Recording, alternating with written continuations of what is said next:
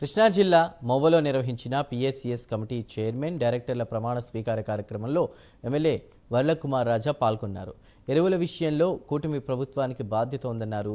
CM Chandrababu కేంద్రంతో మాట్లాడి ఎప్పటికప్పుడు రైతుకు కావాల్సిన యూరియా తెప్పిస్తున్నారని ఆయన అన్నారు.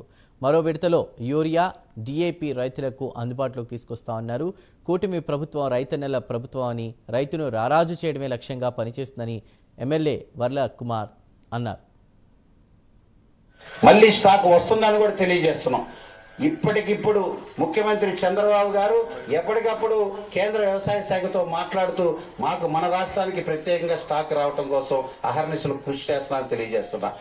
ఇప్పటికి కనుక పాలకుల చేతిలోనే ఈ ప్రభుత్వం ఉంటే యూరియా డిఏపి వచ్చేసేదా? యూరియా డిఏపి కట్టలు స్టాక్ కనపడేదా? చెప్పండి అన్నలో.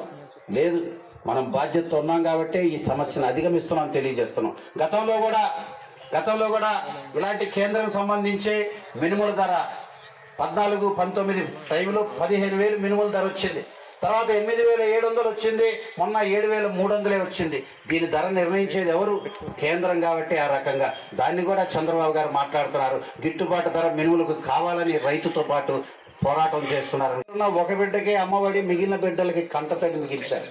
ఈరోజు అది తప్పు. బట్టలు కొంటే పండగ వస్తే అందరికీ కొంటాం, పిండి వంటలు అందరికీ పెడతాం, భోజనం అందరికీ పెడతాం. అమ్మఒడి ఎందుకు ఒక బిడ్డకే? మిగిలిన బిడ్డలు ఏం పాపం చేశారు? తల్లికి వందనం, ఆ తల్లికి గౌరవిస్తూ అందరికీ తల్లికి వందనం ఇద్దామని ముఖ్యమంత్రి చంద్రబాబు గారి యొక్క ఆశయ సాధనకి, ఆయన ఆకాంక్ష మేరకు ఈరోజు 10,000 కోట్లు ఖర్చు చేశాం తల్లికి వందనం పథకం అందించడానికి. 10,000 కోట్లు బాధ్యత ఉంది కాబట్టి ఇక్కడ ఎక్కువ అవసరం కాబట్టి ముందు